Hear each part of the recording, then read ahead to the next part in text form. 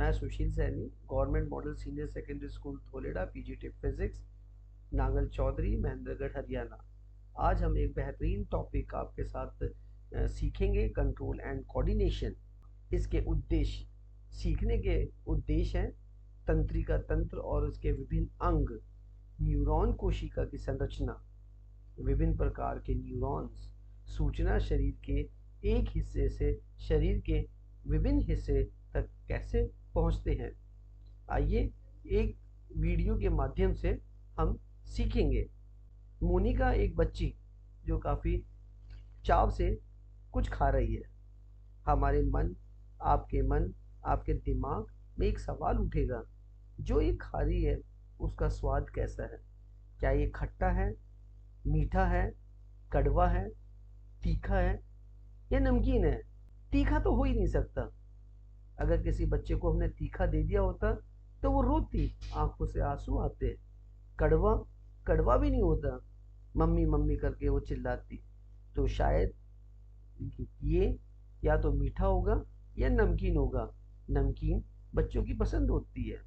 जो ये स्वाद हमें पता चलता है, ये कैसे पता चलता है? हमारे कुछ अंग होते हैं जो ये टेस्ट या स्वाद कलेक्ट करता है और उसको प्रोसेस करता है।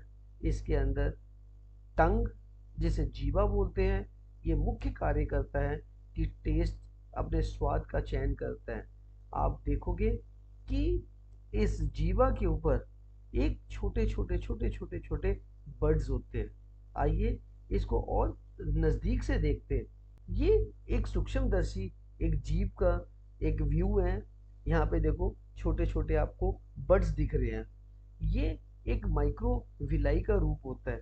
इसके अंदर माइक्रोविलाई जो एक बाल जैसे छोटे छोटे बर्ड्स आप कह सकते हो, बाल जैसे होते हैं। ये इंफॉर्मेशन, सूचना लेता है। इसके नीचे एक कोशिकाएं होती हैं। ये देखो सूक्ष्मदर्शी है, एक बर्ड, एक विलाई। इसके नीचे देखो एक बाल जैसे रहते हैं। इसके अंदर ये सूचना ग्रहण करते हैं। यहाँ पे ये जो नीले नीले जो हैं, इनको बोलते हैं नर्व्स, ब्रेन। यहाँ से जो जीवा के ऊपर खाना आता है और वो यहाँ से माइक्रोविलाई से होते हुए वहाँ पे इम्पल्स जनरेट होते हैं, इलेक्ट्रिकल सिग्नल्स बनते हैं और इन नसों के माध्यम से ब्रेन में जाते हैं। क्या ये रस संवेदी ग्राही रिस्पॉन्सिबल होते हैं? नहीं, और भी हमारे पास सूचना ग्रहण करने के अंग होते हैं। ये खुशबू जो चारों तरफ फैल गई है या ये बदबू चारों तरफ फैल गई है, हमें पता नहीं चलेगा। आपके पास चारों तरफ बदबू या खुशबू होती है, ये कैसे पता चलता है कि बदबू और खुशबू है? जिस प्रकार से जीवा के अंदर छोटे छोटे बर्ड्स होते हैं, उसी प्रकार हमारी नाक के अंदर भी छोटे छोटे बर्ड्स होते हैं और वो विलाई के रूप में अंदर नसों के अंदर चले जाते हैं। वहाँ पे इलेक्ट्रिकल सिग्नल जनरेट होते हैं और वो मस्तिष्क में पहुँचते हैं। क्या ये दो ही ऑर्गन्स होते हैं? नहीं, हमारे पास मुख्य रूप से 5 ऑर्गन्स होते हैं जो रिस्पॉन्सिबल होते हैं डाटा कलेक्शन के लिए। आंखें, आंखें पहचानता है रंग, अंधेरा या रोशनी, लंबा, छोटा, नज़दीक, पास। ये जितने भी पैरामीटर्स होते हैं, ये आंखों के माध्यम से सेंसरी न्यूरॉन से होते हुए डाटा कलेक्ट करते हैं। नाक ऑलरेडी हमने डिस्कस कर लिया है। इसके अंदर कान एक दूसरा एक सेंस ऑर्गन है, ज्ञानेंद्रियां है इसके अंदर। ये क्या करता है? आवाज़ को रिकॉर्ड करता है, कितनी जोर से आवाज़ आ रही है, मधुर आवाज़ है कि ये पोल्यूशन वाली है, शेर की दहाड़ है या भैंस का रंभना है, बकरी की महमे है। कितने प्रकार की आवाज़ें हैं, झुंझुने की, तबले की, फ्लूट की, बांसुरी की। इन सब के डाटास कलेक्ट करता है ये कान। किस ओर से आवाज़ आ रही है? हमारे 2 कान होते हैं, लेफ्ट से या दाहिने तरफ से या बाएं तरफ से आवाज़ आ रही है। इसके बाद हमारे पास एक स्किन है, जिसको चम्र बोलते हैं, चमड़ी बोलते हैं। इसका काम भी बहुत है। अगर आपको गर्म टच हो जाता है या ठंडा टच हो जाता है तो ये गर्म और ठंडे इन सब की पहचान करता है। आपको एलर्जी हो जाती है, आपके पास फुंसी फोड़े हो जाते हैं, इन सब की सूचना ये ग्रहण करके डाटा कलेक्ट करके हमारे ब्रेन के अंदर स्टोर करते हैं। बच्चों, आप सबने देखा होगा, जब आपको जुकाम हो जाता है तो आपको खाने का टेस्ट नहीं पता अच्छा लगता है। आपको खाना खाते जनरली आपने अपनी मम्मी को बोला है कि मुझे स्वाद नहीं आ रहा, तो जीभ के ऊपर जो बर्ड्स होते हैं उसके माध्यम से आपके मस्तिष्क में पहुंचता है। मगर जो भोजन की जो खुशबू होती है, वो खुशबू ऑल्फैक्टरी जो नाक के अंदर जो बर्ड होती है उसके माध्यम से ब्रेन में पहुंचती है। मगर जुखाम होने के कारण ये जो नोज़ है ये बंद हो जाता है, इसकी खुशबू दिमाग में नहीं पहुंच पाती, जिसके कारण आप उस भोजन का विशिष्ट स्वाद नहीं ले पाते। सिर्फ भोजन करते हो मगर जो उसकी जो फ्लेवर है वो नहीं ले पाते। हमारे शरीर के अंदर अलग अलग अंग होते हैं, जैसे यकृत, गुर्दा, बृहदान्त्र लार्ज इंटेस्टाइन, क्षुद्रांत स्मॉल इंटेस्टाइन, हृदय हार्ट, आमाशय स्टमक। हमारे शरीर के अंदर ये अलग अलग कार्य करते हैं। लीवर बाइल जूस छोड़ता है। बाइल जूस मतलब कि जैसे ही आप खाना खाते हो, ऑयली फूड खाते हो या मीठा खाते हो या नमकीन खाते हो, तो ये एक रस छोड़ता है। कितनी मात्रा में छोड़ना है, कब छोड़ना है, क्यों छोड़ना है, इस प्रकार से ये फैसले लेता है। गुर्दे, ये हमेशा 24 घंटे 365 दिन जब तक जीवन है आपके खून को साफ करता है। इस गुर्दे के अंदर जो जाल है वो नर्व्स है। खून इसके अंदर से पास होता है। पानी खून को यूरिन से अलग करता है और एमिनो एसिड्स, प्रोटीन्स, इस यूरिया, इन सबको एक मल मूत्र के रूप से बाहर निकालने का काम करता है।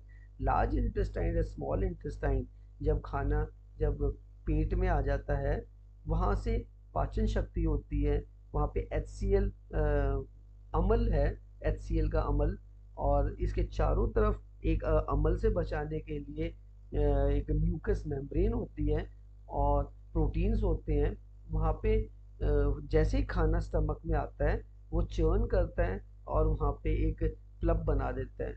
उसके बाद सीधा स्मॉल इंटेस्टाइन और लार्ज इंटेस्टाइन में जाता है और वहाँ पे जैसे बृहदान्त्र और क्षुद्रांत जो इंटेस्टाइन है वहाँ पे एब्जॉर्ब होता है। हर्ट, जो हमारा इतना इम्पोर्टेंट ऑर्गन होता है, वो धड़कता रहता है, हमारा जीवन है। इन सारे ऑर्गन्स को कौन कंट्रोल करता है? एक सुपर कंप्यूटर ब्रेन कंट्रोल करता है। और एक साथ इनको कार्य करना, कब तक कार्य करना, क्यों कार्य करना, ये सब इंस्ट्रक्शंस उसको देता है। कोई अपने विल से काम करता है, कोई दिन रात काम करता है, कोई कभी कभी काम करता है। आइए इन सबको एक एक वीडियो के माध्यम से समझने की कोशिश करते हैं कैसे काम करते हैं। आप सभी बच्चों के पास मोबाइल फ़ोन, टेलीविज़न, कंप्यूटर्स तो होते हैं। अब जो हमने हमारे शरीर के अंगों को पढ़ा, उसको इस चित्र से कंपेयर करने की सोचिए। ये हमारा टावर है, जो ये कंप्यूटर है, इसके अंदर से सूचना बनी और आपके हाथों के अंदर मोबाइल है, जो आप जो वीडियो देख रहे हो, जो आज अपने कंट्रोल एंड कोऑर्डिनेशन आप पढ़ रहे हो, तो इन्हीं के माध्यम से ये आप सारे बच्चे ये वाइट बिंदु पे बैठे हुए हैं। यहाँ से सूचना का प्रसार हुआ, एक इलेक्ट्रिकल सिग्नल हुआ और आप सबके साथ पहुंच रहे हो। ये हमारा कंप्यूटर है, यहाँ पे सिग्नल प्रोसेस हुआ। सिग्नल कोशिकाओं, इस कोशिका का नाम न्यूरॉन कोशिका है, यहाँ से एक्सॉन से होते हुए इन न्यूरॉन का एक नेटवर्क, पूरा जाल अपने शरीर में फैला हुआ है। इस जाल के कारण ये सूचना पूरे बॉडी के अंदर, पूरे अंगों के अंदर, आमाशय हो या लीवर हो, इंटेस्टाइन हो, क्षुद्रांश इंटेस्टाइन हो, इन सब के अंदर पहुंचता है। तंत्रिका ऊतक तंत्रिका कोशिकाओं या न्यूरॉन के नेटवर्क के संगठित होने से बना होता है और शरीर के एक हिस्से से दूसरे हिस्से तक विद्युत आवेगों के माध्यम से जानकारी संचालन के लिए विशिष्ट होते हैं। आइए हम न्यूरॉन की संरचना की बात करते हैं। जो हमने न्यूरॉन तंत्रिकाएं पढ़ी हैं उसके सबसे छोटी रचना न्यूरॉन है। ये पिंक कलर का जो एरो आ रहा है ये है सेल बॉडी, कोशिकाएं काय, जो मेन बॉडी होता है इसके अंदर। और ये येलो जो दर्श हो रहा है इसको केंद्रक बोलते हैं, न्यूक्लियस, जो कि ये पूरे सेल को कंट्रोल करता है, सारी एक्टिविटीज को कंट्रोल करता है। ये दो एरोज जिनका नाम है डेंड्राइट, ध्रुमिका, ये 5 जो नीले बक्से हैं, 1 2 3 4, ये एक लंबी टेल है जिसका नाम है तंत्रिकाश, एक्सॉन। इस लंबे एक्सॉन होने के कारण सूचना का प्रसारण बहुत जल्दी होता है।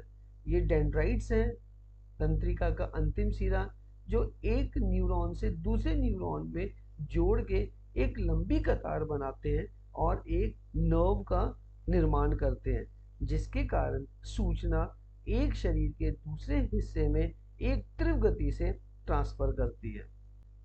तंत्रिका तंत्र तंत्रिका कोशिकाओं या न्यूरॉन के एक संगठित जाल का बना होता है और यह सूचनाओं को विद्युत आवेग के द्वारा शरीर के एक भाग से दूसरे भाग तक ले जाता है। एक न्यूरॉन दूसरे न्यूरॉन से आपस में जुड़ते हैं। तो कैसे जुड़ते हैं? ये जिस प्रकार से हम अपने मकान बनाते हैं, एक ईंट दूसरे ईंट से जोड़ते हैं, तो इसी प्रकार तो हम रख नहीं देते हैं, हम उसके बीच के अंदर एक सीमेंटिंग करते हैं। इस सीमेंटिंग को बायो की भाषा के अंदर, हमारे शरीर के अंदर, उसको अंतर्ग्रंथ या साइनैप्स बोलते हैं। अंतर्ग्रंथ दो आसत्र न्यूरॉन के बीच एक छोटा सा अंतराल जहाँ तंत्रिका आवेग एक न्यूरॉन से दूसरे न्यूरॉन तक जाता है। ये हमारे पास एक न्यूरॉन का जाल बिछा हुआ है। अभी हमने पढ़ा कि ये पूरा एक सेल बॉडी है, जिसके बाद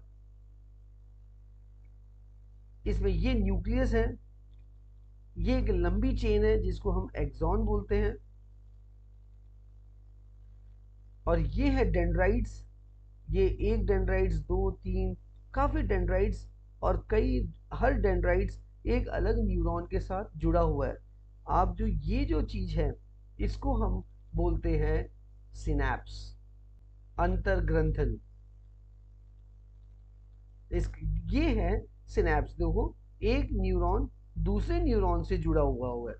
तो इसका मतलब एक्चुअली क्या होता है इसके अंदर, क्या प्रोसेस होता है, एक न्यूरॉन से दूसरे न्यूरॉन के बीच में से संदेश कैसे चलता है।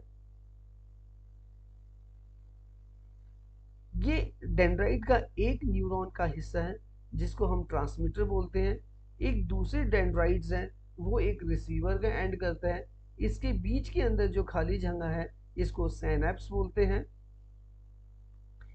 इनमें से जरूरत के हिसाब से केमिकल सिक्रीट होते हैं, और जैसे ही केमिकल सिक्रीट होते हैं यहाँ से प्रोटीन का सिंथेसाइज होता है, केमिकल्स यहाँ पे छूटते हैं, और ये केमिकल्स एक सिग्नल्स के रूप में, एक नर्व सिग्नल्स के रूप में ट्रेवल होता है, और ये यहाँ पे ट्रांसमिट होते हैं एक नर्व से दूसरे नर्व्स के अंदर। अंतर्ग्रंथन अनंत न्यूरॉन से एक आवेग की डिलीवरी अन्य कोशिकाओं जैसे मांसपेशियां, कोशिकाएं या ग्रंथ तक पहुंचने की अनुमति देता है। यहाँ पे आप देख रहे हो कि न्यूरॉन्स आपस में जुड़ते हैं, एक न्यूरॉन दूसरे न्यूरॉन्स में जुड़ते हैं, मगर इंफॉर्मेशन कहाँ पे पहुंचती है, सूचना कहाँ से शुरू होती है? सूचना सेंसरी न्यूरॉन से शुरू होते हुए, न्यूरॉन्स के माध्यम से होते हुए मसल्स आफ्रेंट जो एक्शन करता है वहां पे पहुंचते हैं, और जहाँ पे न्यूरॉन और मसल्स आपस में जुड़ते हैं इसको तंत्रिका पेशीय संधि, न्यूरोमस्कुलर जंक्शन कहते हैं। मतलब यहाँ पे जो इंफॉर्मेशन आती है नर्व्स के अंदर, मसल्स के अंदर इंफॉर्मेशन जाती है, यहाँ पे प्रोटीन का स्ट्रक्चर सिंथेसाइज होता है, प्रोटीन के अंदर के आकार के अंदर क्रियाएं होती हैं, उसका आकार चेंज हो जाता है और ये कार्य होता है। जब हम एक पेन उठाते हैं तो इसका मतलब दिमाग ने ऑर्डर दिया कि भाई पेन उठाओ, तो ये न्यूरॉन के माध्यम से, नर्व्स के माध्यम से मैसेज ट्रांसमिट हुआ, और हमारे हाथों की जो मसल्स होती है वहाँ पे इंफॉर्मेशन पहुंचे न्यूरोमस्कुलर जंक्शन पर और वहां पे प्रोटीन ने अपने स्ट्रक्चर को चेंज किया और वहां पे कॉन्ट्रैक्शन और रिलैक्सेशन हुआ और वहां पे मूवमेंट हुई। ओहो हो, ये व्यक्ति इतना अचंभा क्यों हो गया है? कुछ ना कुछ जरूर एक ऐसा घटित हुआ है जो ये हैरत अंगेज है। इससे आइए पता करते हैं इसके बिहेवियर के बारे में, ऐसा क्यों हुआ। आप किसी घटना के प्रति तेज व अचानक प्रतिक्रिया या अनुक्रिया प्रतिवर्ती क्रिया कहलाती है रिफ्लेक्स एक्शन। यहाँ पे देखिए, एक व्यक्ति खाना बना रहा है, दूसरी ओर उसका हाथ जल गया है। तो जैसे ही हाथ जल जाता है, हमारा हाथ वहां के जलन पदार्थ से दूर हो जाता है।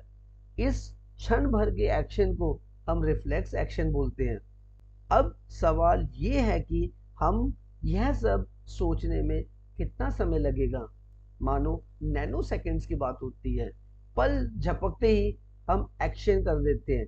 घटना घटी और एक्शन हुआ, that is known as a reflex action. यहाँ पे सोर्स आग जल रही है, रिसेप्टर्स ऑफ स्किन ने लिया, सेंसरी न्यूरॉन के माध्यम से सीधा पहुंचा ये स्पाइनल कॉर्ड में रिले न्यूरॉन्स होते हैं और यहाँ से मस्तिष्क ब्रेन के अंदर इंफॉर्मेशन भेजी न्यूरॉन्स, रिले न्यूरॉन के माध्यम से। वहाँ पे हमें मैसेज मिला, कहाँ पे, सीधा मसल्स के अंदर गए कि वहाँ से हाथ हटा लो। इस आर्क को, ये जो आर्क बना हुआ है, ये इसको रिफ्लेक्स आर्क बोलते हैं, प्रतिवर्ती चाप। सिग्नल्स का पता लगाना और उस पर शीघ्रता से प्रतिक्रिया देना, उसे रिफ्लेक्स आर्क या प्रतिवर्ती चाप कहते हैं। संवेदी तंत्रिका कोशिका, सेंसरी न्यूरॉन्स, संवेदी अंगों से मस्तिष्क तक संकेत पहुंचाना, मींस इंफॉर्मेशन कलेक्ट किया, सोर्स ने डाटा कलेक्ट किया और जो न्यूरॉन्स ब्रेन पे पहुंचाएंगे इंफॉर्मेशन, उसको सेंसरी न्यूरॉन्स बोलते हैं। दो न्यूरॉन को जोड़ने की मदद करता है, उसे रिले न्यूरॉन बोलते हैं। जब इंफॉर्मेशन प्रोसेस हो जाती है, स्पाइनल कॉर्ड से उस ऑर्डर मिल जाता है कि वहाँ पे आग लगी है और हाथ को हटाना है या तुम्हें वहाँ पे भागना है, तो वहाँ पे हमें मोटर न्यूरॉन्स इंफॉर्मेशन लेके जाती है मसल्स तक, जिसको बोलते हैं प्रेरक तंत्रिका कोशिका, मोटर न्यूरॉन।